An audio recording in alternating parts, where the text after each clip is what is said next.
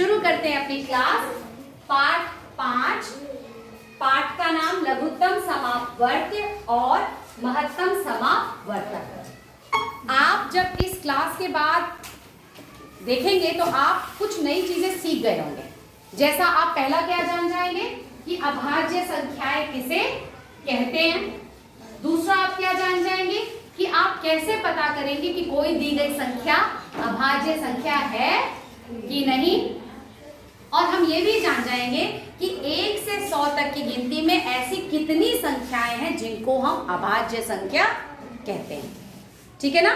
तो चलिए शुरू करते हैं। अब बात आती है अभाज्य संख्याएं हैं क्या।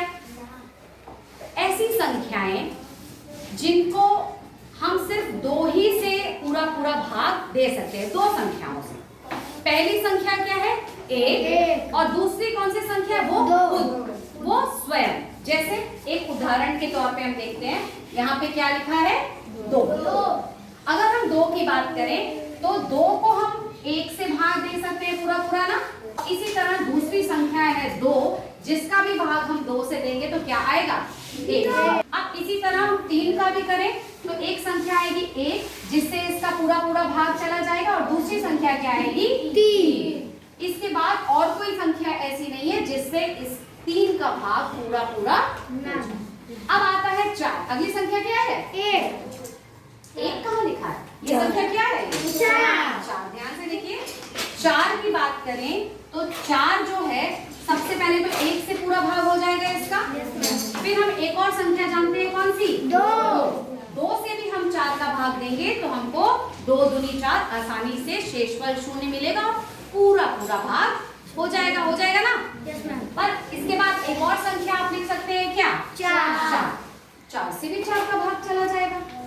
तो यहाँ पे हमको कितनी संख्याएं मिली जिनका भाग पूरा 4 से होता है। एक संख्या 1 है, 2 है और 4 है। इसी तरह 5 की बात करें तो 1 और 5 आएगा सिर्फ, और 6 की बात करें तो आएगा 1 2 3 और 6। अब इन्हीं संख्याओं में से 2 वाली संख्या, 3 वाली संख्या और 5 वाली संख्या के सिर्फ 2 ही गुणक है, यानी इनके 2 ही संख्याओं से भाग जाता। पहली संख्या है 1 और दूसरी संख्या क्या है वो स्वयं। जैसे अगर हम 7 भी यहाँ पे लिख दें तो 7 को भी हम पाएंगे कि वो 1 से भाग होती है ना। ठीक, 1 सते 7 आएगा और फिर दोबारा इसका हम भाग करेंगे 2 से नहीं जाएगा ना, 3 से 4 से पूरा भाग होगा, 5 से नहीं, 6 से मधु नहीं, 7 से अब हमने यहाँ 7 लिखे। तो अब बताइए ये संख्या अभाज्य संख्या होगी कि नहीं है ना। क्योंकि इसके भी सिर्फ 2 ही हमको ऐसे संख्याएं मिल रही है जिनसे इनका पूरा भाग हो जाता है। ठीक, तो अब इस तरह से अगर हम देखें तो 1 से 100 तक के बीच में, यानी कहाँ से गिनती शुरू करें 1 से और कहाँ तक ले जाएं 100 तक, तो हमको ऐसी कितनी संख्याएं मिलेंगी कुल मिला करके 25 संख्याएं। ठीक है ना।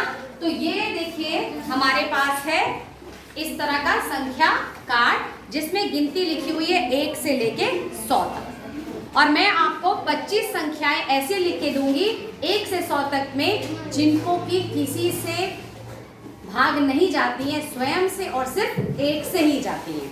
तो ऐसी 25 संख्याओं को आप इनमें देख करके क्या लगाएंगे निशान। जैसे पहला निशान हमारा किस पे लगेगा 2 पे, फिर किस पे लगेगा 3 पे, 3 के बाद 5 के बाद 7, क्या 9 होगा नहीं।